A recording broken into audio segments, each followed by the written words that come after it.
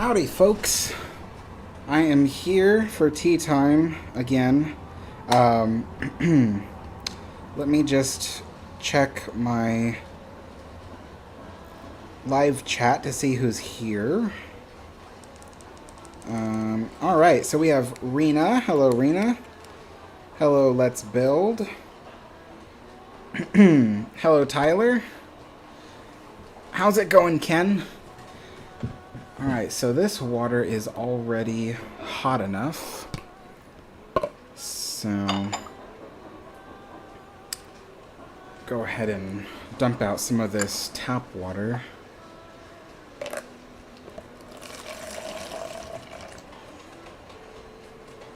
Okay. A little bit more. So for those who are new, this whole set of china that I'm using is from the Cunard line. It dates back to some of the ships such as the original RMS Queen Mary, RMS Queen Elizabeth, Sylvania, and possibly even the second Mauretania. And so it's real china, so it has to be preheated so it doesn't get thermal shock when you pour boiling water in. So I go through like a little measure of preheating it by incrementally adding hot water. Oh, Let's Build is out of tea. Oh, I'm so sorry. I have more tea than I know what to do with this day and age. How's it going, the Cunarder? Hey, Evan. Alright, so for anybody who's watching, I'm not wearing a jacket, or as some would say, a blazer today, because it is incredibly warm. This is technically like our first day of summer here up in the Pacific Northwest. So the cold weather is gone, and we've had it's been a sunny day, but looks like clouds are rolling in. But nevertheless, it's pretty warm. It's about 85 degrees. At least in my apartment it is. 85 degrees Fahrenheit in my apartment, which is pretty warm. So, and I just had to shut the window because the construction site next door is going really loud today. So, yeah. So today I have here Scottish shortbread. So this is the Scottish shortbread I make here at home. It's essentially a really soft sugar cookie.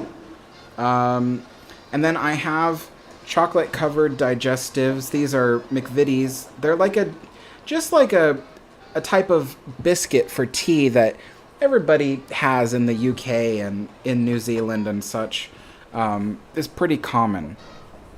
It's covered in chocolate, so it's very it gets all over my fingers. And then today I decided to make some fresh crumpets. For those who are new, I know it's kind of blown out by the white light of the camera, but so the best way I can describe what crumpets are to my American friends is if you can imagine an English muffin, except it's that same flavor, that same kind of chewiness, but with the texture and shape of a pancake. So it's not exactly sweet. It's more just like a bread, but it's really delicious. And for the first time ever, because I make that a lot, but for the first time ever, I remembered to buy jam. So today I'm gonna have it with butter and jam. Usually I just have it with butter because I always forget to buy the jam. But yes, I am excited to have that with jam for the first time. And that will be what we're having. This is a very conservative setup of delights that probably, maybe, possibly would have been served on a Cunard ship, but most certainly they would have had some very elegant delicacies that I could not recreate for just a normal afternoon tea. I would have to be hosting a party with several friends and dedicate several days to making pastries for that. There's no way I'm going to make some of those crazy pastries just for my average afternoon tea. So, hey Mark, how's it going? Evan says, do you have AC to turn on? No, unfortunately, in the Pacific Northwest, most people don't live with air conditioning because it's usually so cold here year-round we don't need it. In fact, my walls, the exterior walls of my apartment, are a foot thick. They're very insulated. In Southern California, they were about 6 inches thick, but here it's about a foot thick, just very well insulated for the cold winters. But yeah, I do not have air conditioning. So, and neither does most of my neighbors in this apartment complex. So, so when we have the heat, it is unbearable at times. Ken says, we went strawberry picking at Hoffman Farms in Beaverton yesterday.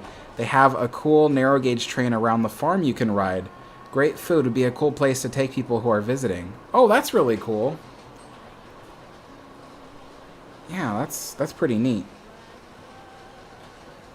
Mark says, ooh, crumpets, soft and fluffy with lots of butter and honey. Yeah, that's the next thing I gotta try is I gotta buy honey. I don't usually buy honey. I never really need it for anything, but it will be nice to try the crumpets with honey.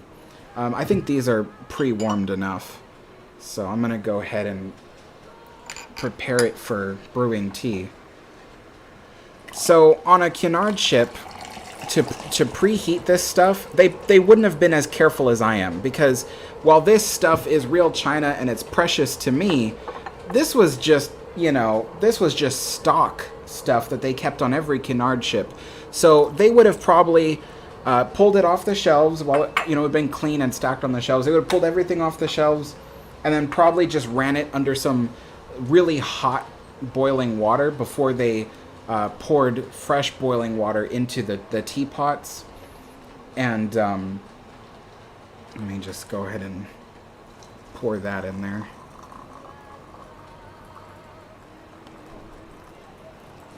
I can't tell where the top is. Okay. Add a little bit of that. So yes, they would have had like, I don't know if you guys have ever worked at a coffee shop or seen a coffee shop.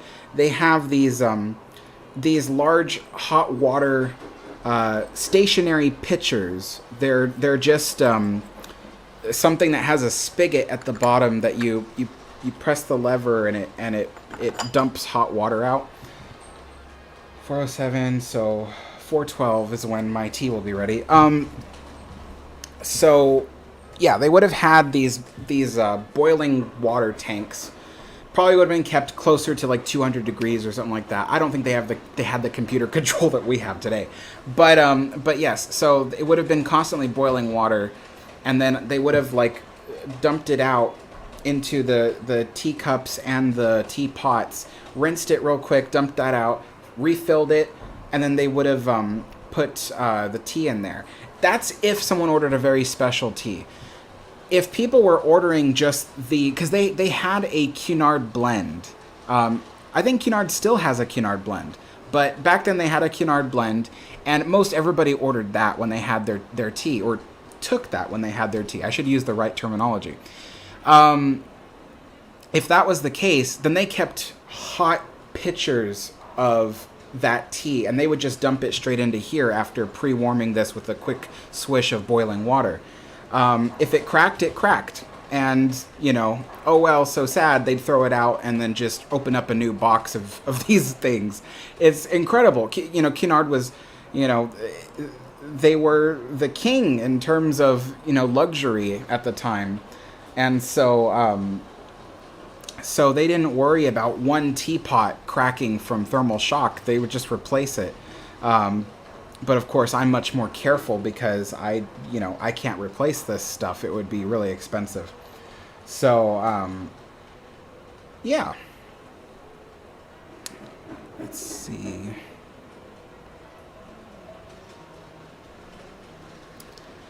Yeah, actually, Rena, once I'm finished with this, I'll be full for hours. It's crazy. It really is pretty filling, especially the crumpets.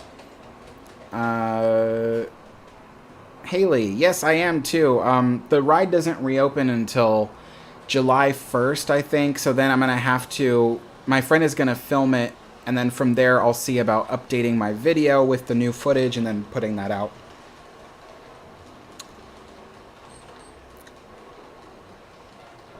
Ocean liners. I don't know about Asama Maru, but I do know of the Hikawa Maru.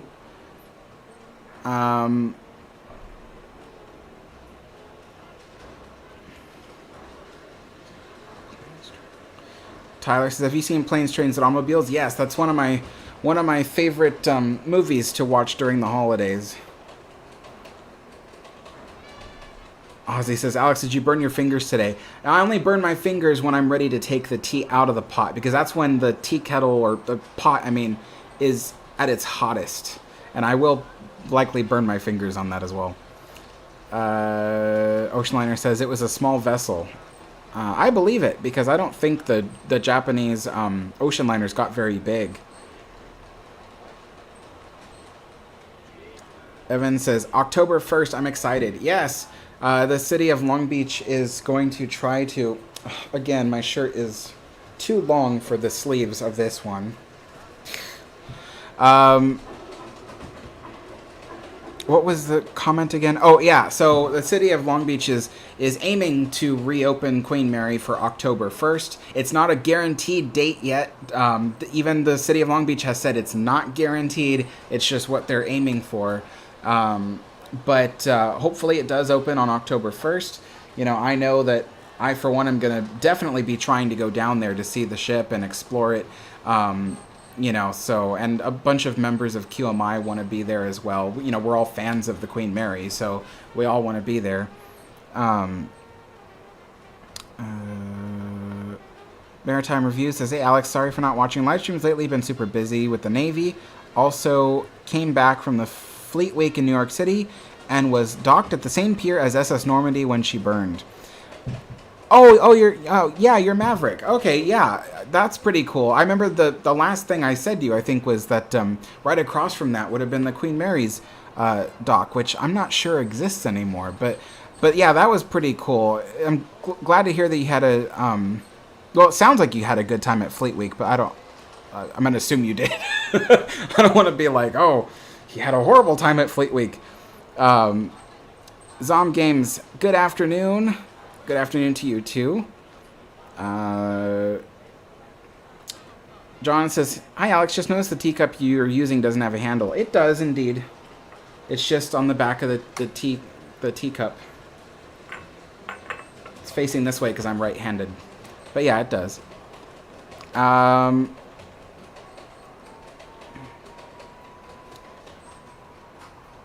Let's see. Yeah, Tyler, that is a funny scene.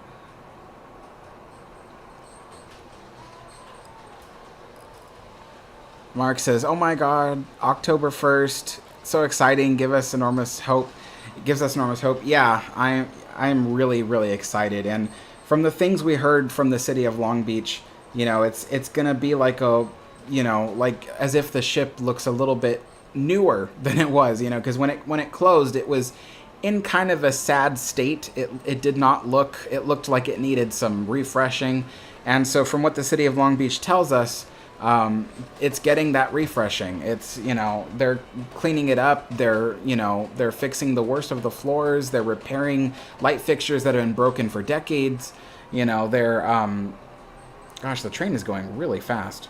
You know, so yeah, it sounds amazing.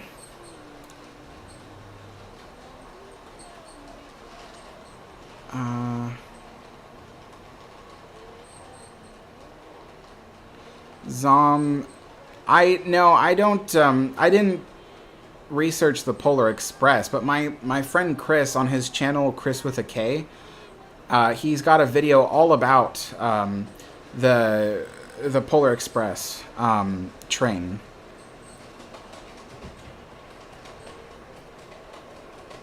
Haley says, "What do you think was the worst Disney attraction to ever exist?" Oh, I missed this. Gotta be really careful because there's special little porcelain fins on the back of the... I don't know if you can see that.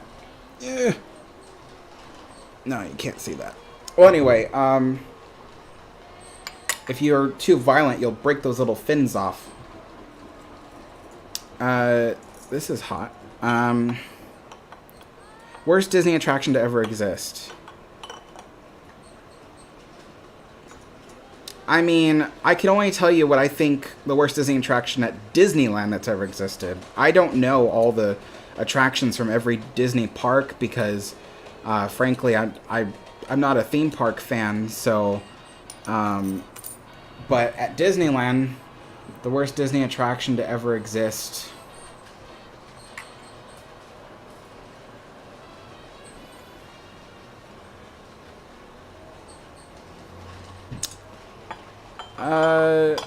God, that's hard to say because each one of them had their thing.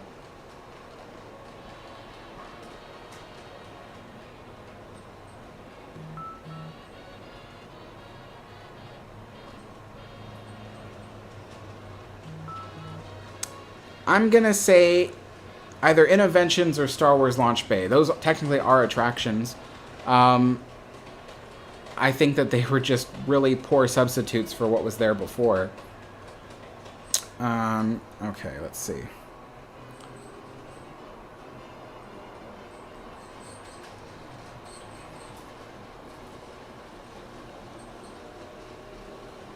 Awesome, Gray Starline.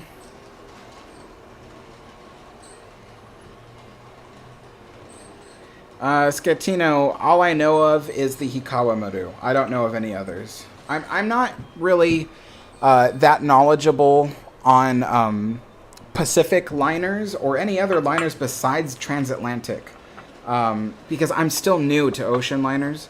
So really all I know is transatlantic ocean liners. And even out of those, the ones that I know best are British liners.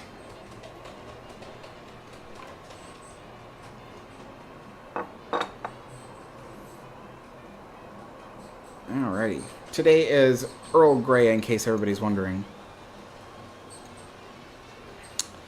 Oceanliner says, did you know SS Paris had a grand staircase? Yes, indeed, I did. Ozzy, I don't know how fast. There's no speedometer. It's just faster than what I was wanting to run it at.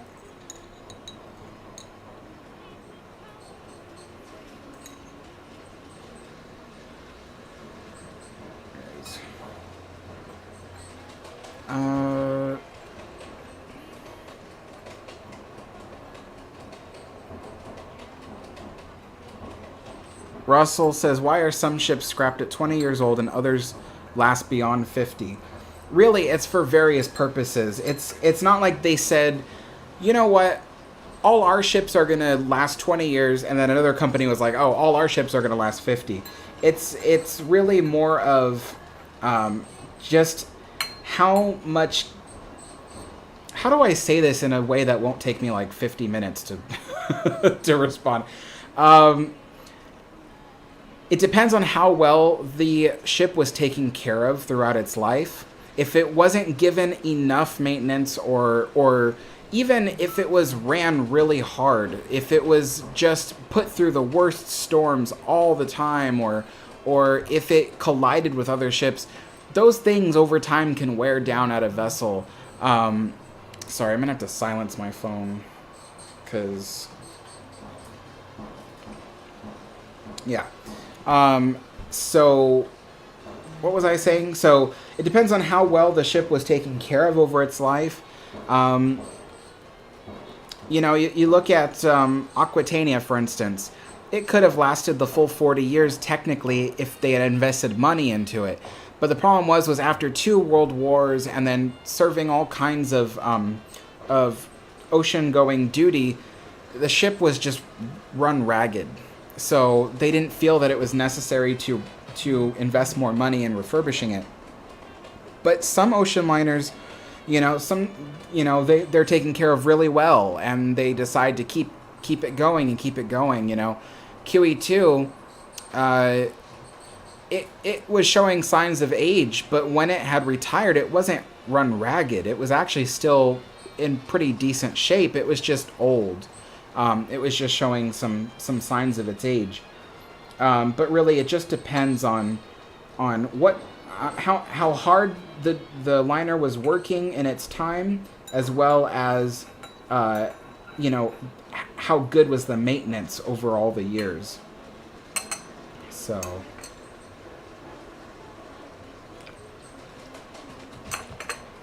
Oh, that's delicious.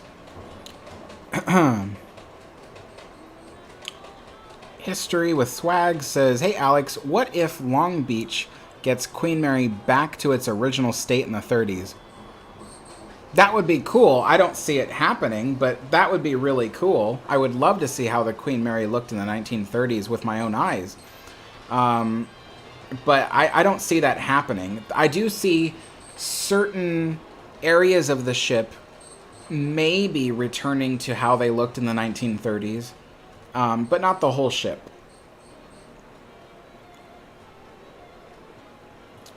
Steven says, question, why did Disney start their cruise line after owning the Queen Mary? It actually had nothing to do with Queen Mary, to be honest. It was just that at the time, Disney had never done cruise lines before. They had thought about it in the early 90s. They were considering various things. Disney wasn't even sure they wanted to do cruising. They were originally going to build a floating theme park.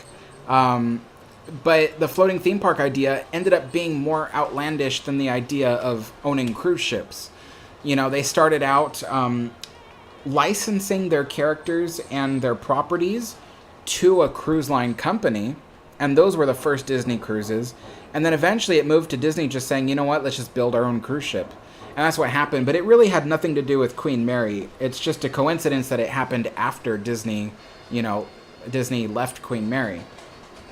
But originally, during Queen Mary's time, Disney was considering only building floating theme parks, not actually building cruise ships.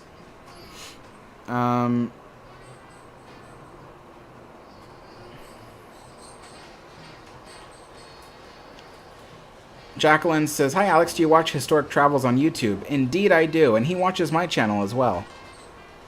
Wyatt Horn says, my teapot has one of those, my strainer has a hole in it for that piece to go through. Oh, I see, okay.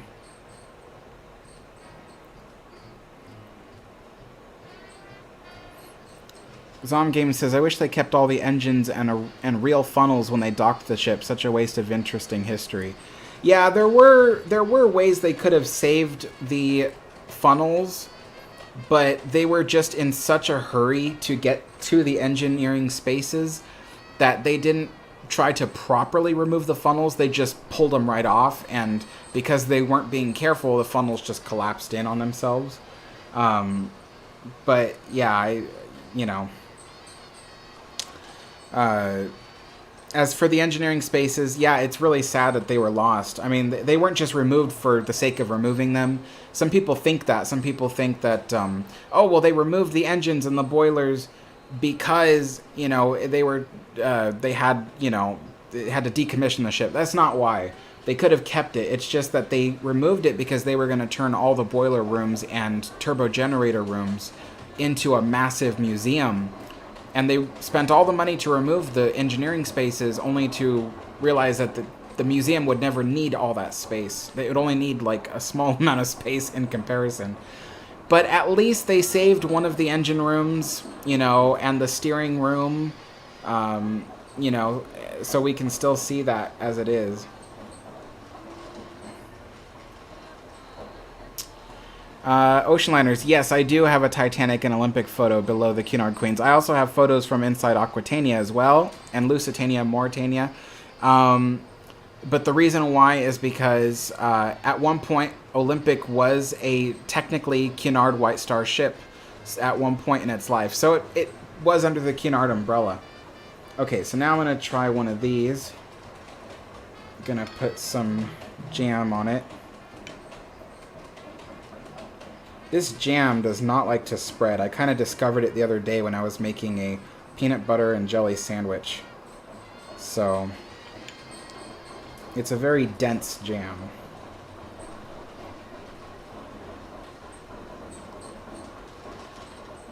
Alrighty.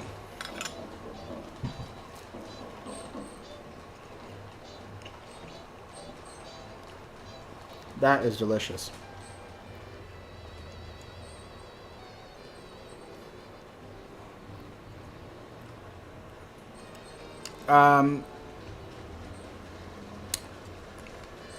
Maverick asks, what do you think is the worst decade for ocean liners when it comes to design and history?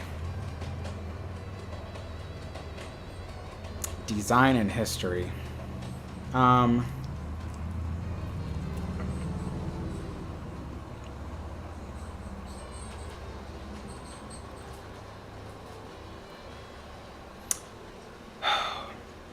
Unfortunately, that's a question that if I answer it, it will tick off a lot of people because it will reveal the ocean liners I don't like.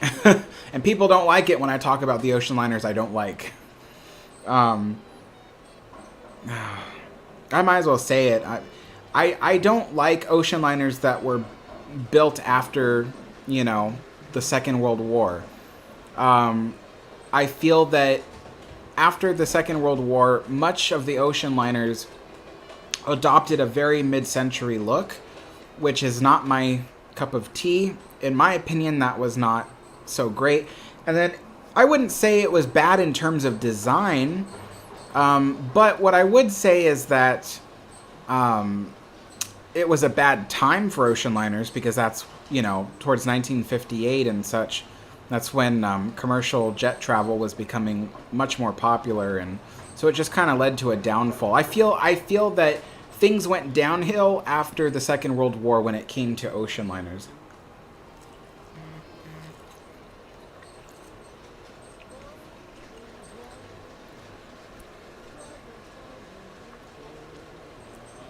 Hello, Ivan.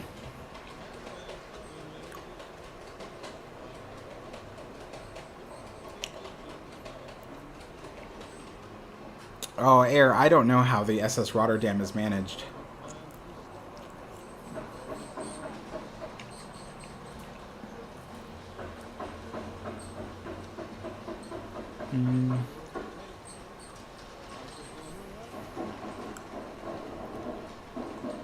Ivan, unfortunately, no, there's no time to make the Spruce Goose video this month.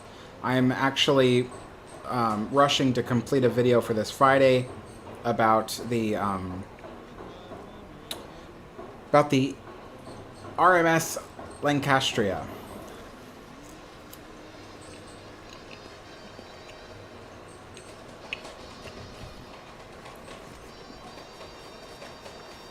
Aussie, that's pretty good to know. Earl Grey is my favorite. Yeah, I would normally wear like a jacket or a blazer with this, but like I was saying in the beginning of the live stream, it was really hot today. It was it's our first like real summer day up here in the Pacific Northwest, and I do not want to sit here sweating my butt off in a blazer, you know. So short sleeves it is.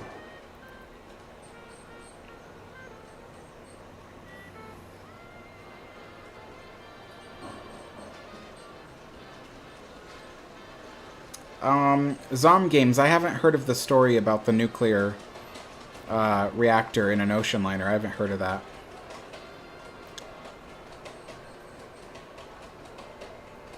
Ivan says, what is your favorite decade you would have loved to experience? Mine is 1910s and 1980s. Well, mine comes with an asterisk. So I would love to have experienced the 1930s for its art and style. But the asterisk is, unfortunately, with the 1930s comes a lot of world issues like the Great Depression, the growing Nazi power in Europe. You know, just a lot of things were happening in the 1930s that probably wouldn't have been all that fun to experience. So while I would love to see what the world looked like in the 1930s, I do acknowledge that being there is a whole different game.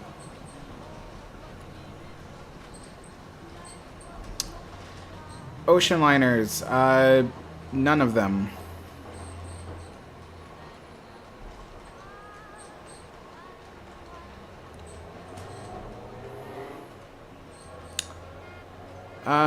Air, they did gut the funnels before removing them, and then they removed them. But they had to remove them to get to the engineering spaces. That's why they removed them. But they did end up gutting them before removal.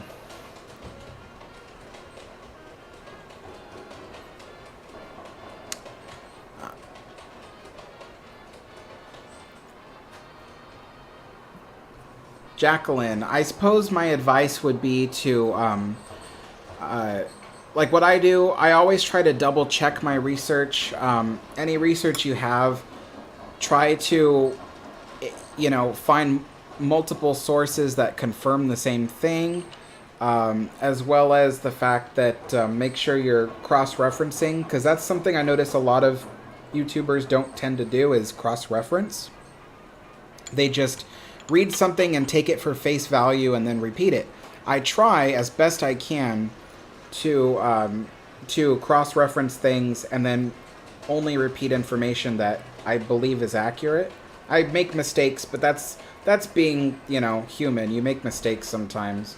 But yeah, and then the other thing too is, it takes a long time to build up a channel, but don't lose hope. It takes a while, and you just got to keep at it, and keep on a schedule if you can, because as long as people know when they can expect videos coming out, they'll keep showing up. If you just randomly post videos at random frequencies, it'll be harder to get those viewers. So, yeah. And then try not to be too affected. There will be some naysayers out there, and try not to be too affected by it. Just keep doing what you love to do.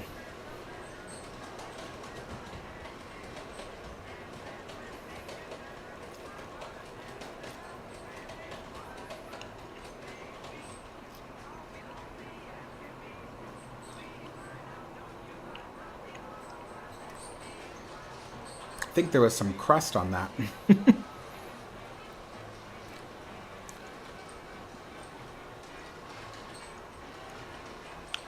PB says, do you still pour your creamer with courage? I do. I've become an expert at pouring the milk into the tea. And what they're referencing is when I first started doing these tea streams, I would always spill the milk every time I poured it into the cup, because the spout on the creamer is not pronounced enough. So you'd try to pour the milk and it would just dribble down the side. But what I discovered is if you don't want that to happen, you just got to pour it and just, have courage.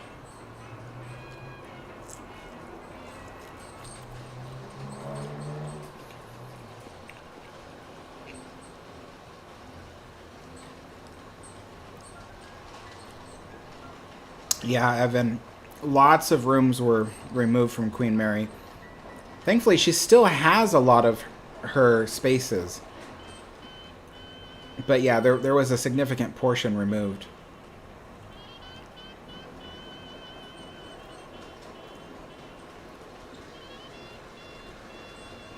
Ivan says, who's your favorite captain? I would have to say Captain Robert Irving. He was captain of the Queen Mary in the later 1930s.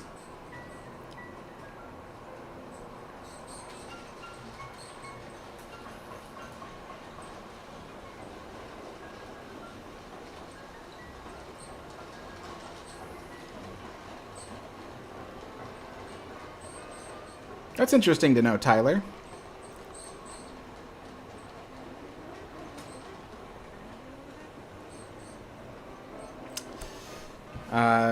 Maverick, I would say Benny Goodman. Russell Cooper says, any idea what losing a propeller blade can do to an ocean liner? Yes. Well, for the most part, ocean liners that lost propeller blades were the earlier liners where the propeller blades were made separately from the hub of the propeller. But with older ships, you know, like Normandy, Queen Mary, and so on, they usually had their propellers all cast in one piece. But if they lost a propeller blade, it would put the whole thing, you know, out of balance, and so they would have to stop that engine. They wouldn't be able to use that propeller until it was completely replaced, because otherwise it would cause a vibration so bad. Not even vibration, I think. It would just shake the ship violently. So they couldn't be used until they replaced the propeller blade.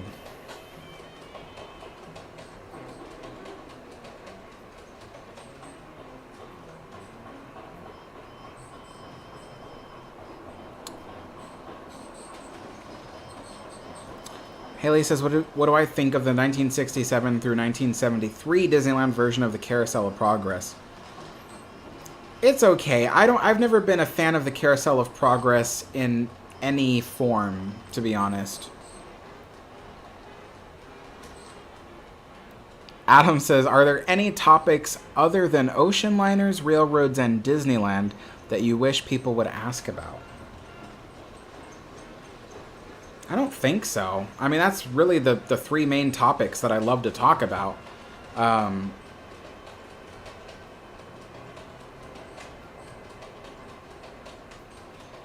can't think of anything.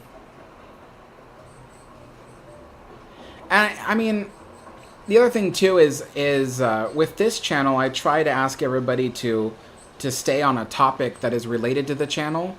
Like, for instance, like, I could go on and on about some of my favorite movies, but that's not what the channel's about. And so it's not like I wish people to ask me about movies. And to be honest, I probably wouldn't want to talk too long about it.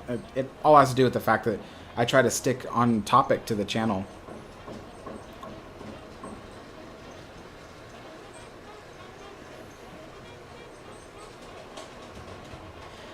Ocean liners, yes. Disney, some of the Disney cruise ships do have really long bows, and that was done on purpose to make them look more like ocean liners. But the long bow doesn't, on a Disney cruise ship, doesn't necessarily still act like a cruise ship, or like an ocean liner bow.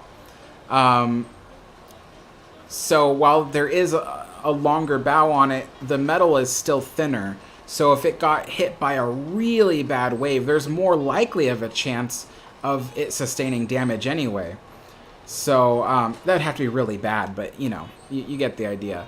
But yeah, so just because it looks like an ocean liner doesn't make it actually as strong or as resilient as an ocean liner.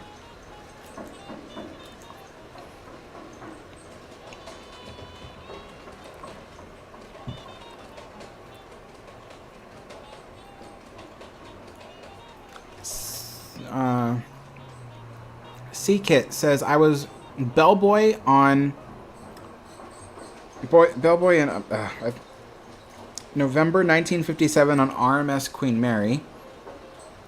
Oh, wow. First class restaurant waiter. Oh, that's neat. You know, if you ever want to share your story of being a crew member aboard Queen Mary, I am the Director of Public Relations for QMI Restore the Queen. We're a nonprofit dedicated to the education, restoration, and inspiration about RMS Queen Mary. So you can always get in contact with me, and you know, if you want to share your story of being a crew member aboard the ship, I'll be happy to document it either in text or in video or in just audio, so your stories can live on and can help educate and inspire people in the future. So that goes for anybody who's watching who was a former crew member aboard Queen Mary in the times that she sailed out at sea.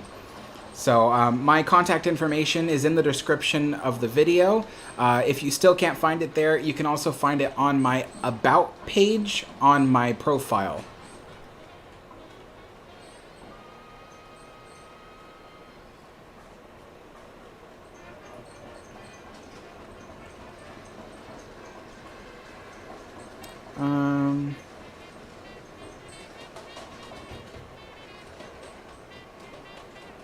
Zom Games says, do any museums have a 1-to-1 scale or replica of Titanic or Olympics propellers? 1-to-1 scale? I don't think so. That would have cost a lot of money. But then again, I think some of them were made out of wood in order to help them create the form. Hard to say. I personally don't know of any.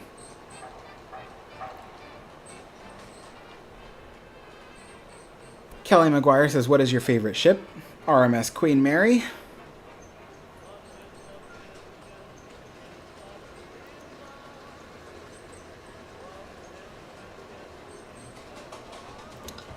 Chilling in the Frozen North says, good evening, Alex. I toured the Queen Mary 2 many years back.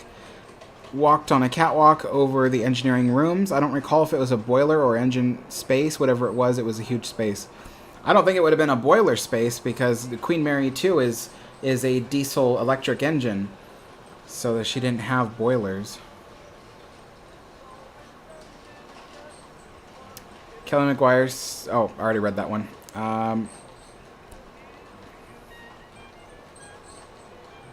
Wyatt says there is a museum with a replica of the propellers on Titanic and Olympic in Branson or Pigeon Forge. Oh, that's interesting. I didn't know that. Many explanations. Thank you so much for the donation.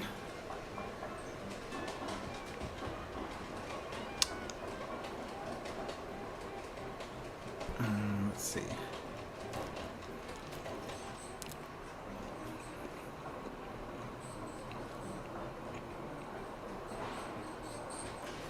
Maverick says, if RMS Olympic somehow was saved and still preserved as a museum ship today, how successful do you think she would be as a museum and hotel? Oh, wildly successful.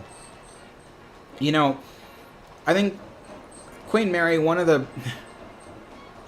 I hate to put it this way, but I think one of the worst things to ever happen to Queen Mary in terms of her fame and longevity is that she never sank. And I know that sounds so weird to say, but it's true. I feel like Titanic is really only as famous as it is because it sank. And so the fact that it was lost makes it, you know, much more desired and treasured by everybody. So I think if Olympic was still around and everybody had seen the James Cameron movie and others have grown up with the other movies like A Night to Remember and such, I do think that Olympic would continue to be a very popular tourist attraction, at least through the 1990s and through to today. Yeah, I think she would be wildly successful. And, you know, Queen Mary, the operators of Queen Mary in the past have tried to market on that fame, you know, trying to say, but, you know, Titanic was a White Star ship. Queen Mary was a Cunard White Star ship. You know, and they try to market off of that, but not as many people buy it. So...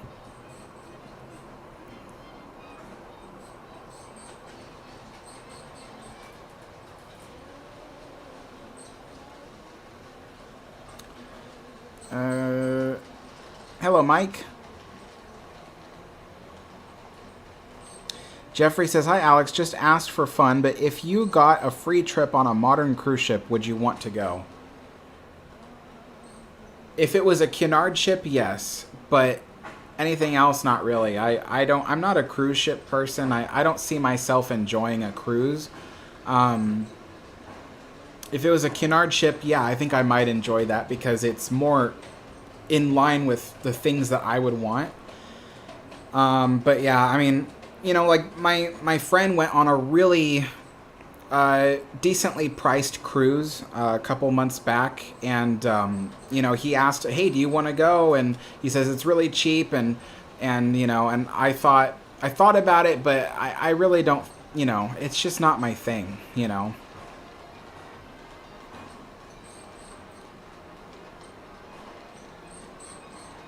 Oh, Chilling says, I meant to say Queen Mary. I can't believe... Yeah, that's okay. Yeah, that's pretty cool. You got to tour the ship while it was still in at sea.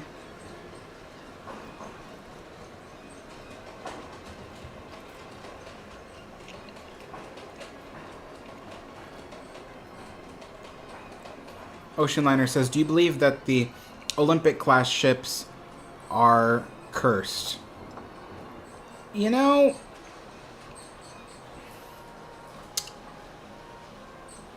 I can see why some people would think they are. I don't know if I believe in... Well, actually, I do believe in curse. Sometimes I feel like I'm cursed. But, you know,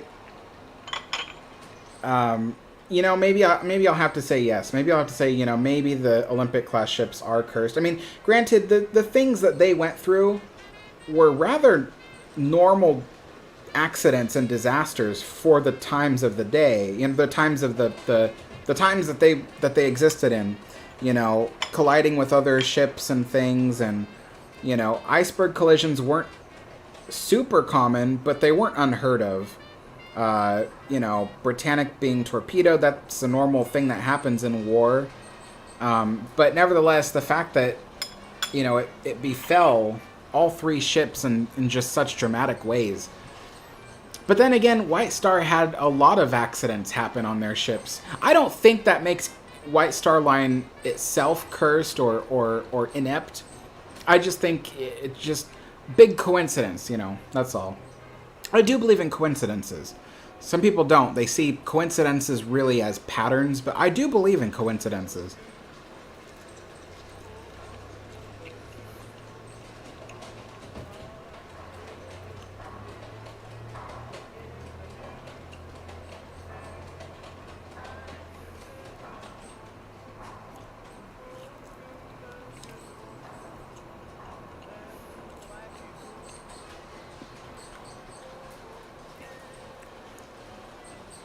Octarian, your question about Titanic and Britannic, I don't think that's really appropriate for me to answer. Stevo, my day job is is Director of Public Relations for QMI Restore the Queen.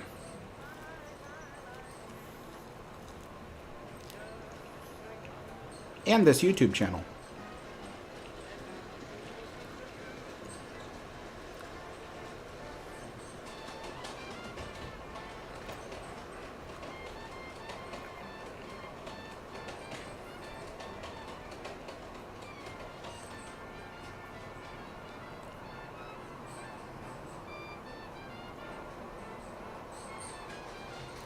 Oceanliner says, if SS United States got scrapped, would the blue ribbon keep going? I'm not sure I understand that question, only because the blue ribbon isn't necessarily a competition. It's not like if a ship is scrapped, their record no longer counts. It's just a record. It's like a Guinness Book of World Records. If you're the tallest person in the world, then it doesn't matter whether you're alive or dead. You were once recorded as tallest person in the world, and the next person who wants to win that title has to surpass your height. So that's kind of really how it works. It's not like if it's scrapped, you know, the title goes away.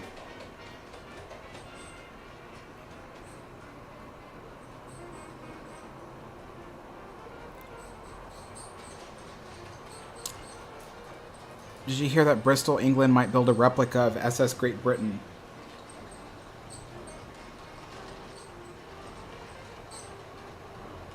Don't they have an SS Great Britain? Isn't that the one that's at surrounded by a glass dome? That's the SS Great Britain, isn't it? I'm confused. Oh yeah, Jacqueline, the Britannic actually struck a mine. See, exactly. I don't. I'm still very new to ocean liners.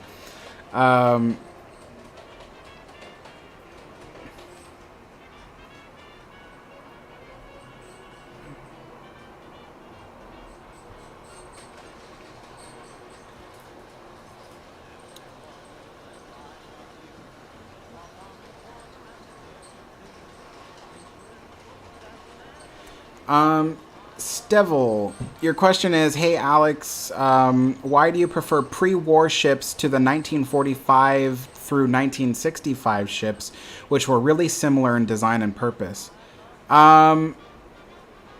If you're saying that the ships from after the war were all similar in design and purpose, I would agree, yes, they were all similar in design and purpose.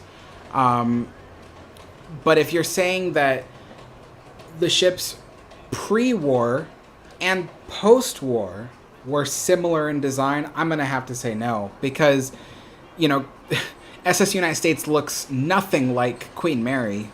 And, you know, SS Normandy looks nothing like, you know, SS France from 1960. You know, and you know, continuing on, one of my other favorite ships is the SS Paris, which looked nothing like, you know, the QE2. So, you know, that's why I prefer the pre-war ships. I like the older styles. I like the older architecture. You know, I don't hold anything against people who love mid-century style. You know, there are things about the QE2 I love because of its space age design. I am a fan of Googie style architecture. From, you know, I was born and raised in Southern California, so I was surrounded by Googie architecture. I am a fan of that. So there is a certain amount of the QE2 that I'm a fan of, but generally I prefer ships before the Second World War because there was just more classical style to it. And my favorite style is Art Deco. British Art Deco is my favorite. So I love Art Deco ships. Ocean Hunter says, drink your tea or it'll get cold. Yeah, I know. It always gets cold. Every live stream. I have to drink it cold because I end up just talking.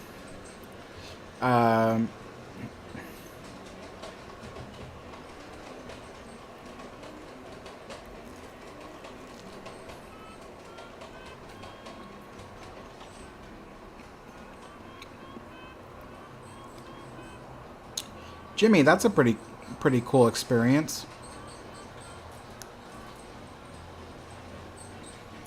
Wow.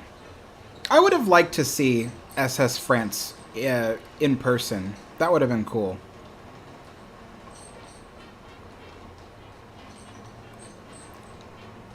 Luke says, do you like Cunard's cruise ships? I like the Art Deco ones, but I don't like the new Queen Anne one that they're building. It's not my style.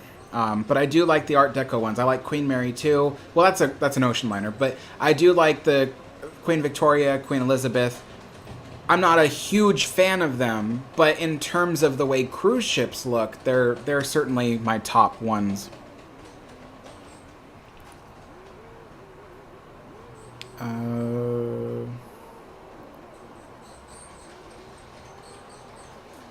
Russell says, were there any differences between Lusitania and Mauretania? Oh yeah, lots of them. Mostly aesthetic differences. Structurally, they were very, very, very similar. But they had a lot of aesthetic differences. Lusitania, for instance, one of its key exterior features that everyone notices is its trash can shaped vents instead of using the traditional cowl vents that everybody was using at the time. But also the interiors were different. They kind of styled the dining rooms a little bit differently. The lounges were styled slightly differently. So there were some aesthetic differences between the two ships, but structurally they were almost identical.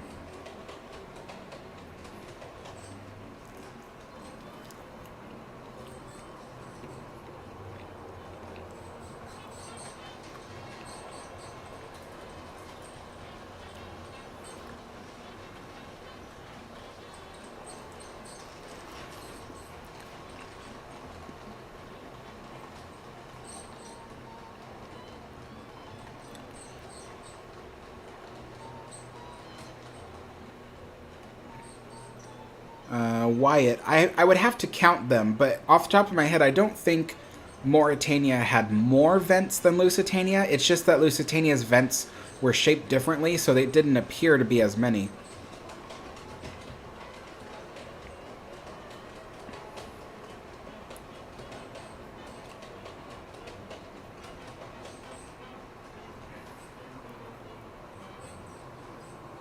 Ocean liners. No, I didn't know that actually. Today was the first time I've ever heard of Isama Maru, so.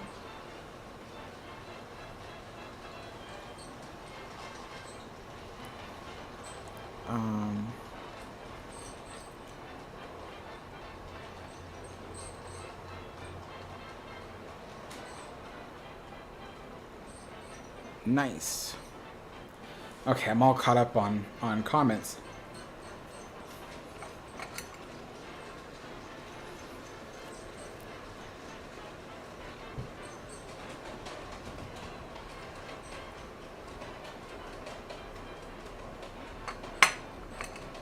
Oh gosh. So there was something I wanted to tell you guys about Queen Mary. Yes. So yesterday, the city of Long Beach approved the city manager to create and sign a contract with Evolution Hospitality for running the Queen Mary, or running its hotel operations, I should say. Now, I wanted to tell you guys this because it's really important. It's very different than the previous master lease system that they were going with in the past. In the master lease system, companies like Ratherport Corporation, Disney, Urban Commons, they would hold the lease to the ship, not ownership. They would own the lease to it. And for the lease, sometimes it would last 66 years, is what the lease was designed for. And with that lease, all the responsibilities of the ship, everything from maintenance to promotion to operation, was all controlled by the companies, with the city of Long Beach having very few responsibilities. The idea was that if they basically gave all responsibilities over to a large company, then the large company would take on, I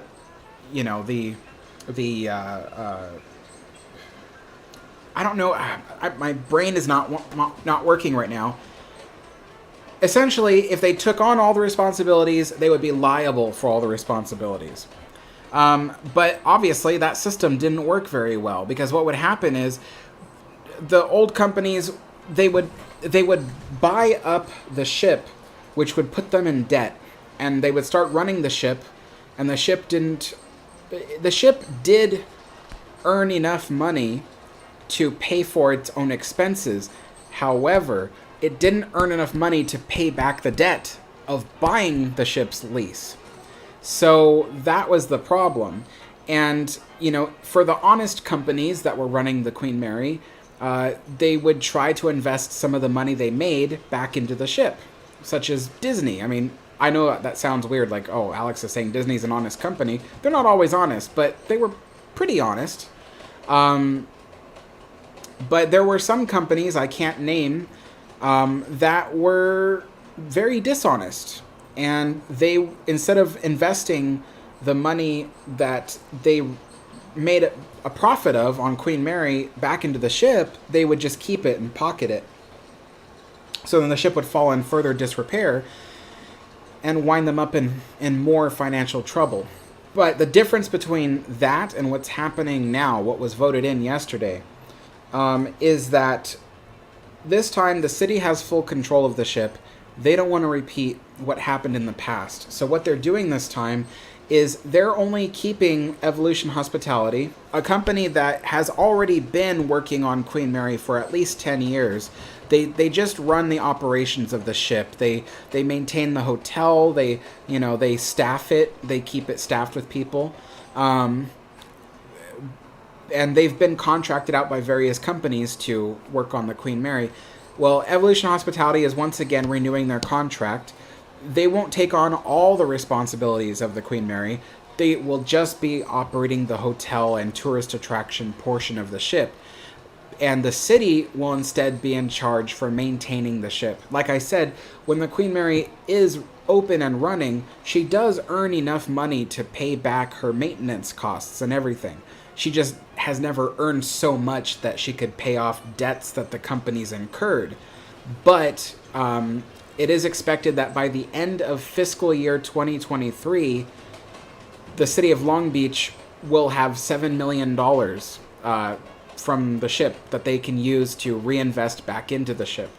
So that's not a huge net profit margin, but it is a starting point. And if more attractions are opened aboard Queen Mary, that can actually positively affect the amount of income they get.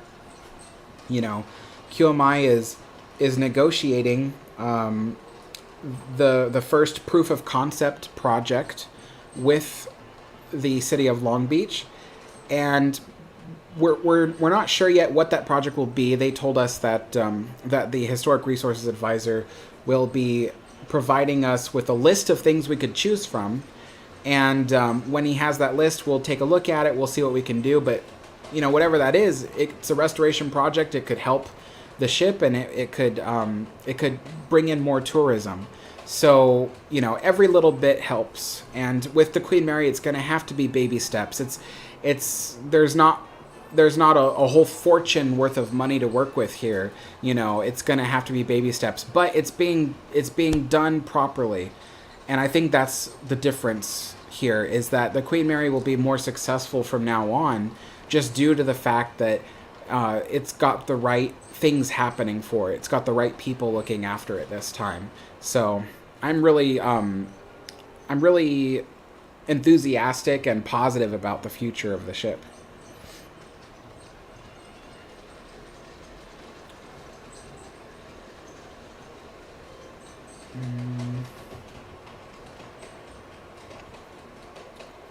Octarian, tell your dad I said happy birthday.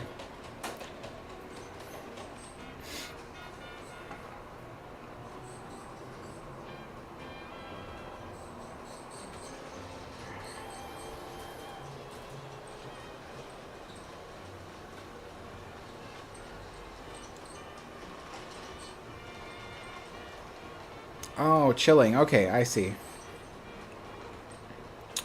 Luke Michael says, do you think Queen Mary is haunted? At this point, I don't think it is, but I also do kind of think it is, and I don't know what to think anymore.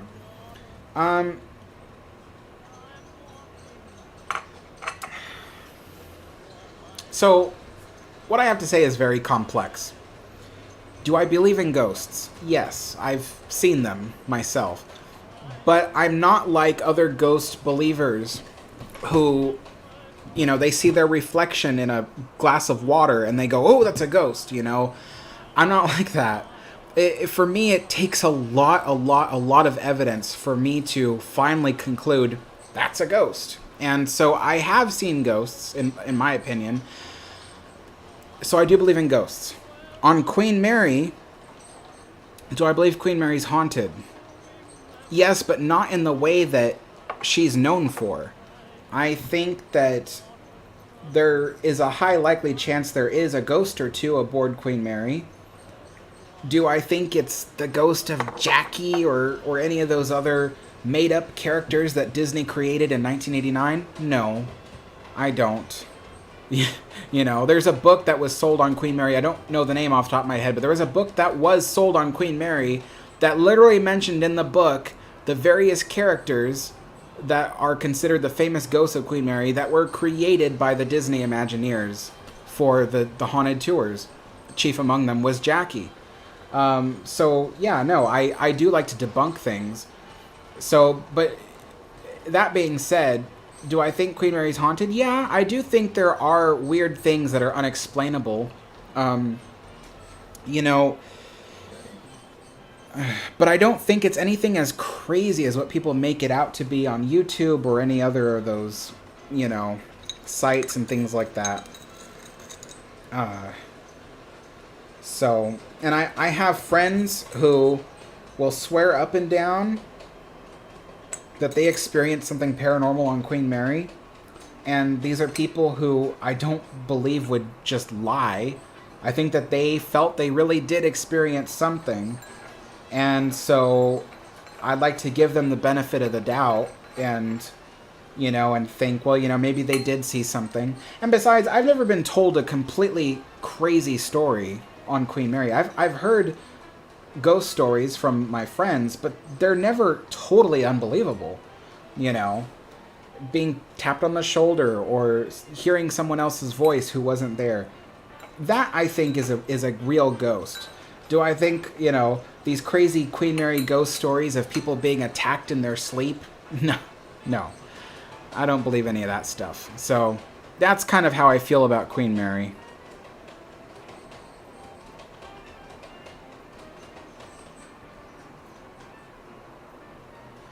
Russell says, why did Titanic have 2 sister ships and Mauretania only 1? The reason why is because, you see, the biggest goal of the early 20th century was for there to be a weekly transatlantic service from a particular company. So both Cunard and White Star Line, they both really wanted the prestige of having a weekly transatlantic service. That means that every week a ship leaves either New York or Southampton, or both, actually, never mind, both. Every week a ship leaves New York and Southampton. And that required 3 ships to get that done, because the ships traveled at speeds that only allowed them to get to their destination, after so many days, and then they had to take several days to refuel and reload and all that stuff. You look at the Queen Mary 2, the modern ocean liner. If she leaves Southampton, she won't come back for 2 weeks. So if you can imagine that, granted, she's going slower than she's built for, but that's kind of the idea, is that the slower ships back then, if there was 3 of them, they could make that a weekly service on both sides of the Atlantic, and there would always be a ship leaving every single week. And that was their goal, and that would take 3 ships. Now, Cunard really wanted that. Samuel Cunard himself, the founder of the Cunard line, he had intended one day for them to have a weekly transatlantic service, but it just never came to fruition in his lifetime. So Lusitania, Mauretania, the idea was that maybe they would achieve that through speed. So they were hoping that if they made their ships faster and faster and faster, they could try to get closer to that goal. But White Star Line was like, instead of going for faster, we're just going to do a 3rd ship. And it would have worked. It would have worked. But yeah. So it turned out that Cunard wouldn't achieve their goal of a weekly transatlantic service until the creation of Queen Mary, Queen Elizabeth, because, both those ships were so fast that they could both leave. One would leave New York, one would leave Southampton, and they would cross over and then go back and forth like that, and they could do that weekly service, and it was exactly what Cunard wanted. So, but yeah, that's why.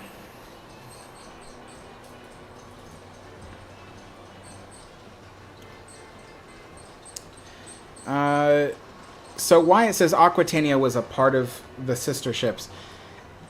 So technically speaking, Aquitania wasn't necessarily a sister ship. She was larger and designed very differently. So she wasn't technically a sister ship. But yes, the idea was there. The idea was that several years later, they built Aquitania, and Aquitania would help them achieve that weekly transatlantic service. I think they only had that for a couple of months. I think. Let's see, 1914. Yeah. No, I think Aquitania was put straight into war service. Oh, my memory's so fuzzy right now, but yeah, I don't think they ever had that, really, because Aquitania was put straight into war service. Lusitania would not survive the war. So when Mauretania and Aquitania came out of the war, they couldn't do their weekly service. But the idea was to use Aquitania as part of their weekly service.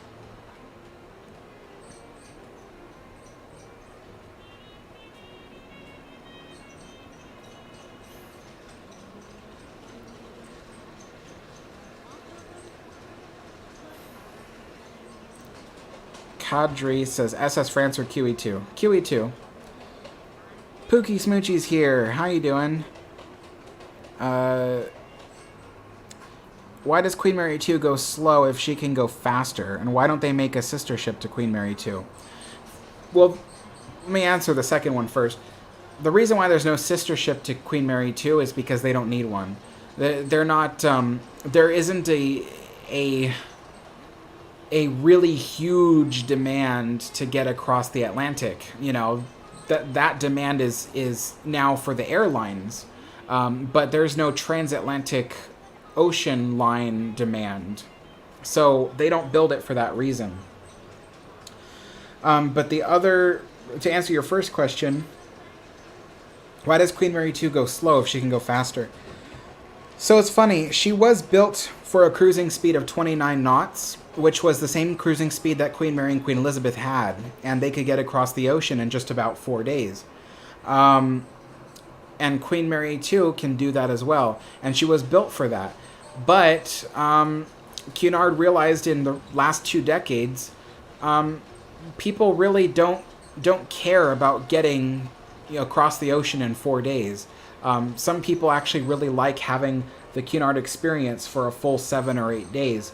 And believe it or not, their itinerary does make them take about 8 days sometimes. So, basically, to answer your question, no one's in a hurry.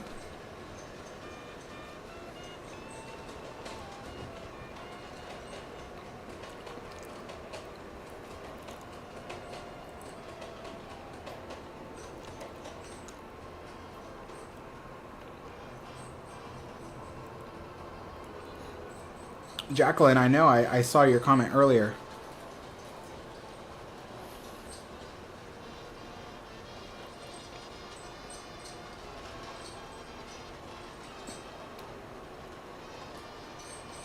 Yeah, Tyler, even Cunard considers them a class, even though they're not technically a class of ships.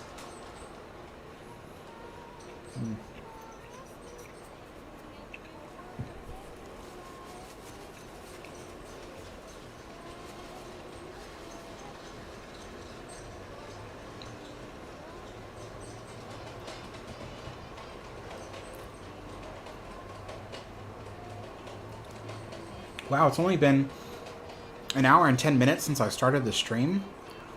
Feels like it's been 2 hours, my gosh.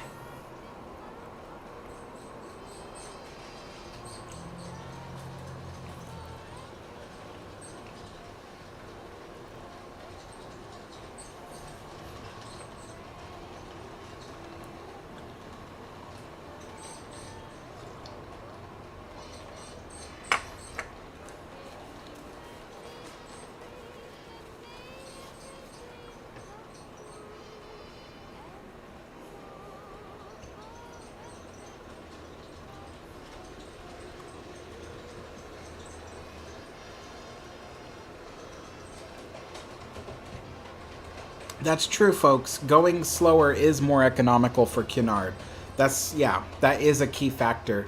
But I think ultimately, you see, they could have made the QE2 go slow, but they didn't. They kept it going because they felt that that's what their passengers wanted. They wanted a fast crossing. They were known for speed. Cunard is known for speed. But ultimately, besides the economic reasons, the reason why they made Queen Mary 2 go slower was just because it's what the passengers wanted. You get to spend 7 days with unlimited amounts of free food, and entertainment and relaxation. So in today's modern cruising atmosphere, the idea is that now the crossings are less like a serious transportation and more like a cruise that just happens to be going across the same path that they've been going for centuries.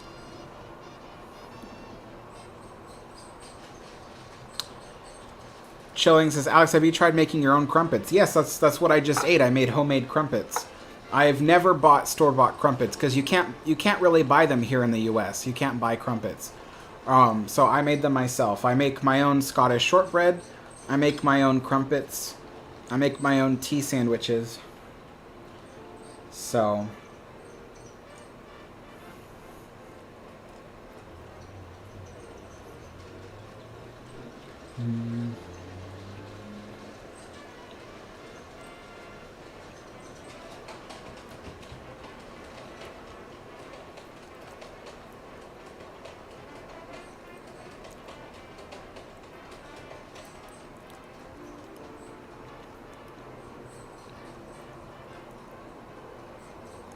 Thomas says, Alex, when you're in New York to get on Queen Mary 2, what else do you think you'll do there before you get on board? Only one thing. My friend and I both agreed that we really want to see the 9/11 memorial. So that's something, you know, me and my friend, we were both talking. We remember being kids and watching the towers go down on television. And ever since then, we've wanted to pay our respects to the site. So when we do go to New York, that's the one place we're going to go, is to the 9/11 memorial in Manhattan.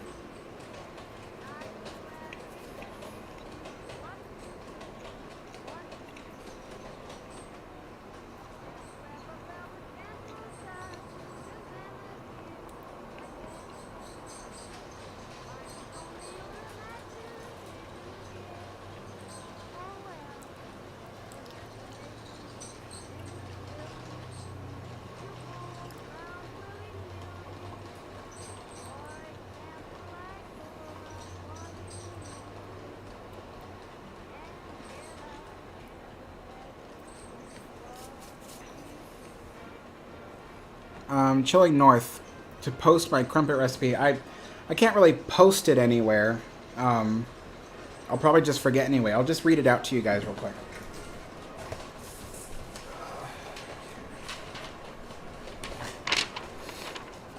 Okay. So for you guys who want to know how to make crumpets at home, you can follow this recipe, and I'll try to read it as slow as I can. 150 grams of all-purpose flour, 200 milliliters of warm water. That's warm enough that it doesn't burn your wrist when it touches your wrist, just like baby's milk. Half teaspoon salt, half teaspoon sugar, 1 teaspoon baking powder, 1 teaspoon yeast, instant or rapid rise. You dissolve the yeast in warm water plus a pinch of sugar to activate it. Set that aside, let it get foamy. Place flour, salt, sugar, and baking powder in a bowl and whisk together. That's just to incorporate it. Then you combine the wet ingredients with the dry ingredients. Whisk that together for about 30 seconds. Don't overmix it. It might be a bit lumpy, just like pancake batter, and that's normal. Then you cover it with plastic wrap and put it in a somewhat warm place for about 15 or 30 minutes, or until it gets bubbly and foamy and a little bit jiggly. Meanwhile, you heat a nonstick skillet on medium heat. Water droplets should dance on the surface of the pan. And then you can use ring molds if you want to place the batter in the ring mold and let that cook, and it'll cook in a perfect circle. I've tried that. It's a pain in the butt. So what I do is I just pour the batter directly onto the skillet and I let it cook like a pancake. What you do is you yeah, it should be like the size of a small or medium-sized pancake. And you cook it until the top bubbles and is almost cooked through. And then what you can do is you can, use a spatula and flip it over just to finish cooking the last 10% of it. That's what I do, because if I leave it on one side for too long, it'll just burn and the top will never fully cook through. So it does get almost fully cooked through. I just flip it at the last second to give it a little bit of brown on the other side. And that's how I make it.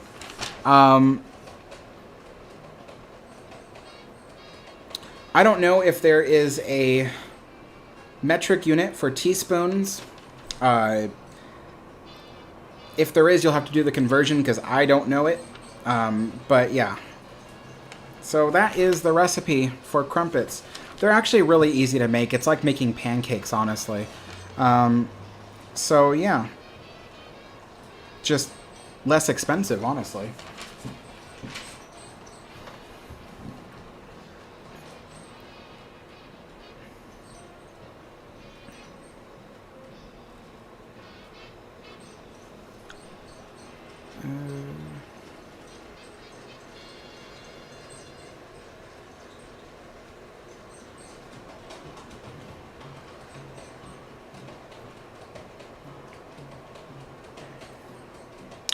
Derpy says, how feasible do you think it would be, both physically and economically, for one modern ship, perhaps a smaller cruise ship like the Seabourn Odyssey, to have a counter stern?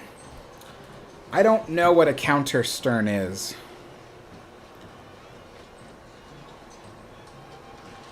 Air says, I wonder what would have happened if QE didn't catch fire. She would have continued on as the Seawise University.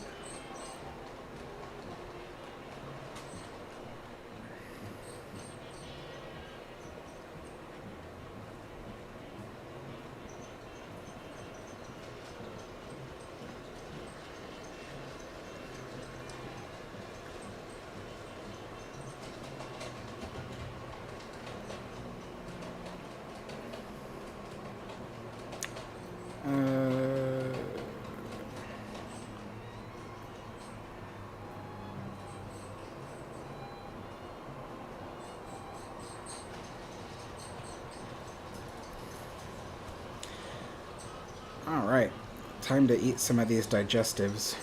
The chocolate is really melted.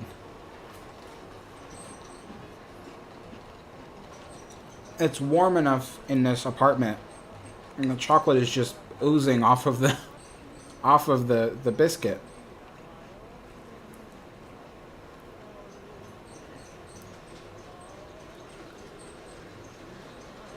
Let me tell you, it is uncomfortable to drink hot tea on a warm day.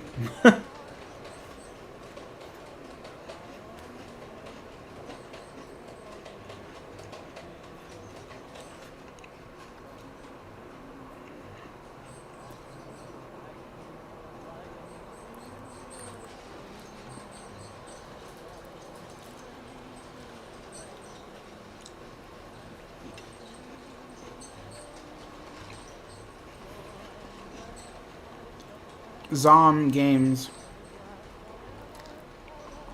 The Queen Mary 2 is like 40 years older. No, 30 years. 30 something years older than the QE2. So, I mean, that would probably be why.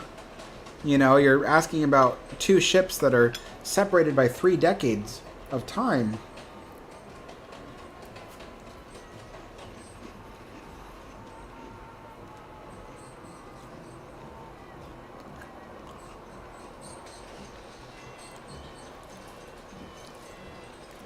Oh, Derpy. I've never heard that called a counter stern. Those are called clipper sterns.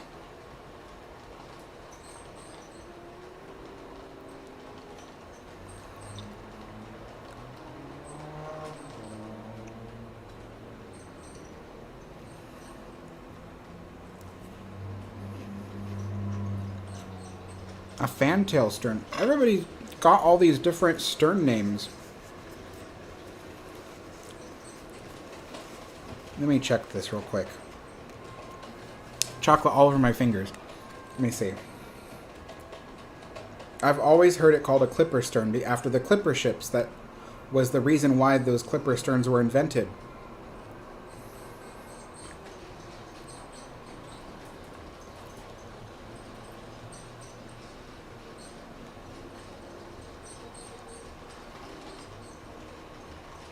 Counter stern or cutaway stern.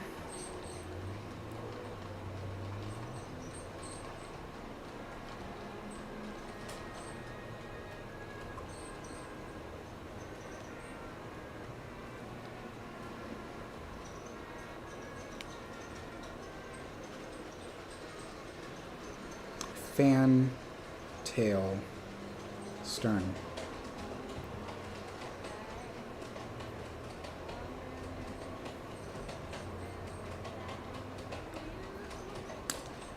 Fantail stern is not a thing.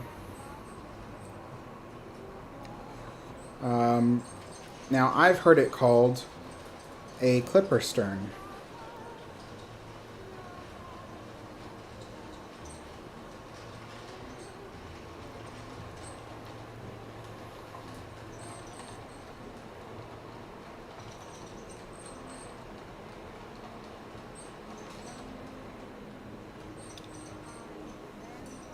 course, I'm trying to look at a bunch of... Oh, here we go.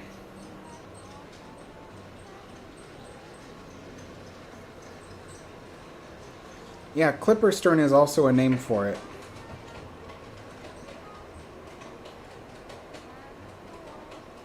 Because that's where the stern came from, was from clipper ships.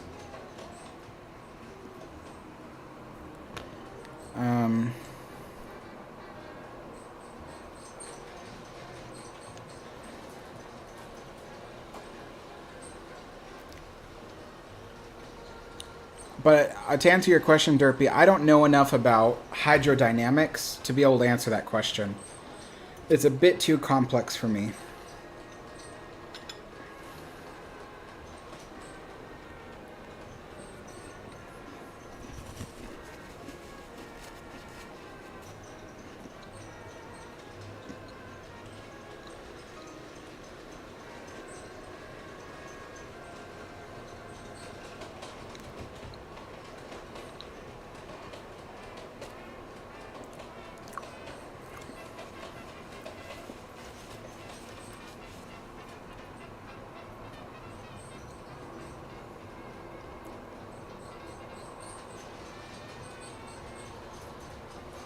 Russell, you drink about 6 mugs of tea a day?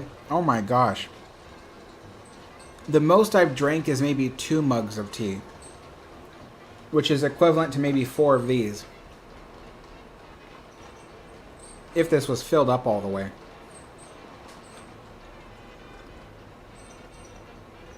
Hello, Martin.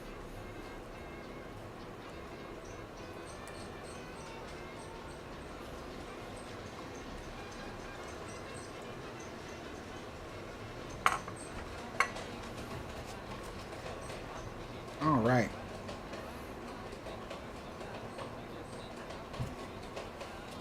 Well, today we have discussed,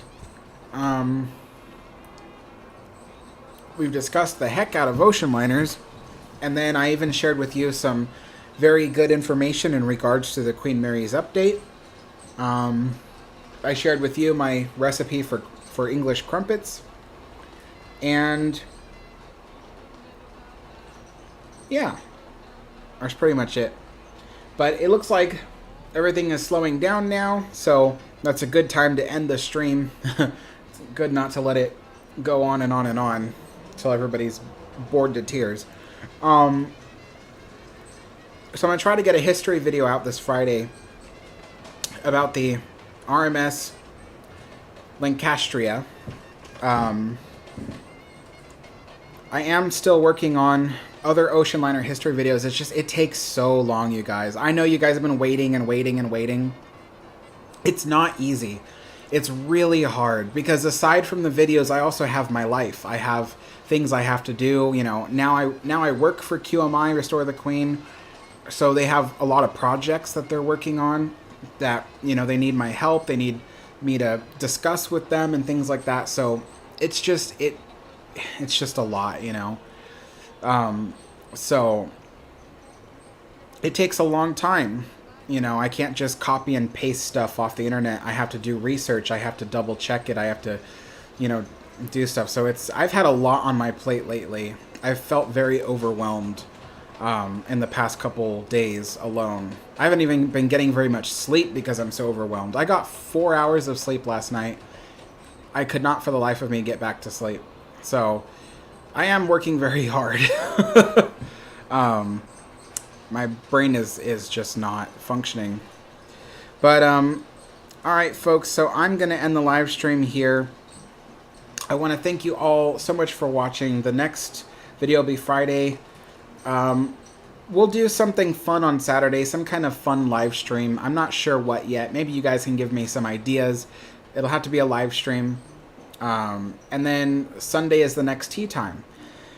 So, yeah. So, catch you then. Thank you all for watching, and I'll see you all next time. Bye-bye.